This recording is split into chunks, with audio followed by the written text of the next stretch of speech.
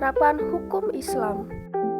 Peluang penerapan hukum Islam di Indonesia terbuka, terutama dalam konteks penegakan hukum yang memberikan efek jera, meskipun terdapat tantangan dalam pemahaman masyarakat terhadap hukum Islam yang belum menyeluruh. Hukum pidana Islam memiliki peluang untuk diterapkan apabila prinsip penegakan hukum memberikan efek jera. Namun, penting untuk memperhatikan bahwa penerapan hukum Islam juga harus memperhitungkan konteks pluralisme masyarakat dan pemahaman yang komprehensif terhadap nilai-nilai hukum Islam. Peluang hukum Islam di Indonesia dapat dilihat dari beberapa aspek. Yang pertama, mayoritas penduduk beragama Islam. Mayoritas penduduk Indonesia beragama Islam, sehingga hukum Islam memiliki potensi besar dalam membentuk hukum nasional. Yang kedua adalah tata nilai etika dan hukum bernegara. Al-Quran mengandung seperangkat tata nilai etika dan hukum bernegara yang dapat dijadikan pedoman dalam penyelenggaraan pemerintahan negara. Yang ketiga ada transformasi substansi hukum Islam.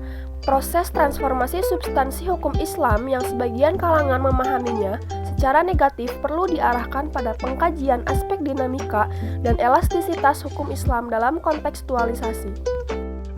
Peluang besar dalam penerapan hukum Islam secara utuh di Indonesia termasuk bidang pidana Islam menjadi impian besar.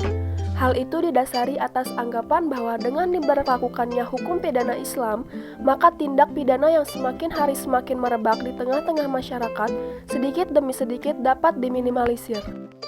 Kedatipun demikian, hukum yang diterapkan di Indonesia khususnya dalam konteks pidana mempunyai relevansi dengan hukum pidana Islam.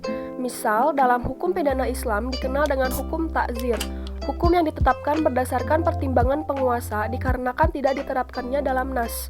Dalam konteks keindonesiaan, hukum ditetapkan oleh yudikatif dengan melakukan pertimbangan mendalam terkait dengan persoalan-persoalan hukum yang tidak ditemukan dalam hukum positif. Tantangan dalam penerapan hukum Islam di Indonesia mencakup beberapa aspek yang perlu dipertimbangkan.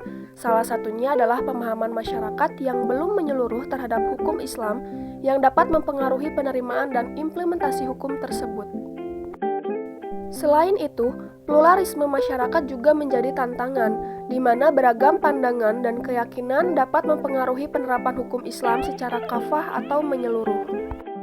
Selain itu, pandangan bahwa hukum pidana Islam dianggap kejam dan tidak manusiawi oleh sebagian orang juga menjadi tantangan yang perlu diatasi dalam penerapan hukum Islam di Indonesia. Tantangan yang pertama adalah struktural, substansial, dan budaya. Tantangan dapat dilihat secara struktural, substansial, dan budaya seperti perbedaan antara hukum Islam dan hukum nasional. 2. Kekuatan negara. Hukum Islam harus diperjuangkan secara formalistik dan legalistik melalui institusi negara. Yang ketiga, kompromi dengan pluralitas. Indonesia sebagai negara pluralitas harus memberikan tempat bagi setiap warganya untuk melaksanakan ajaran agama, tetapi juga harus tunduk terhadap hukum nasional yang berlaku secara universal. Tantangan dan hambatan dari pihak-pihak yang sebetulnya tidak terlalu ideologis, kecuali bahwa mereka menolak penerapan syariat Islam karena akan mengekang kesenangan mereka. Mereka itulah yang sering disebut sebagai para hedonis atau yang dalam bahasa Islam disebut ahlul ma'asyi. Kemudian tantangan dan hambatan dari pihak-pihak yang menolak syariat Islam karena belum memahami syariat Islam atau memahaminya dengan pemahaman yang salah.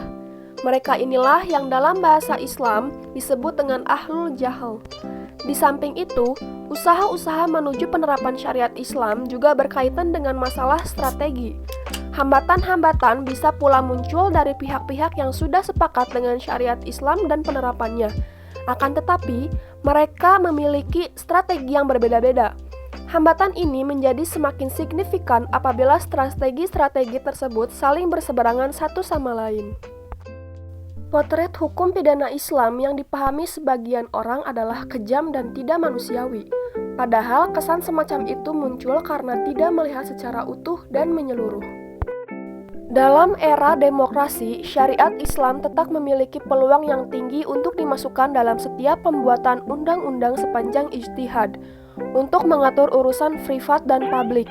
Namun, upaya memasukkan syariat Islam dalam konstitusi muncul sebelum negara Republik Indonesia ini resmi dideklarasikan. dan telah mengalami beberapa perubahan sejak awal kemerdekaan diperoleh. Thanks for watching. Wassalamualaikum warahmatullahi wabarakatuh.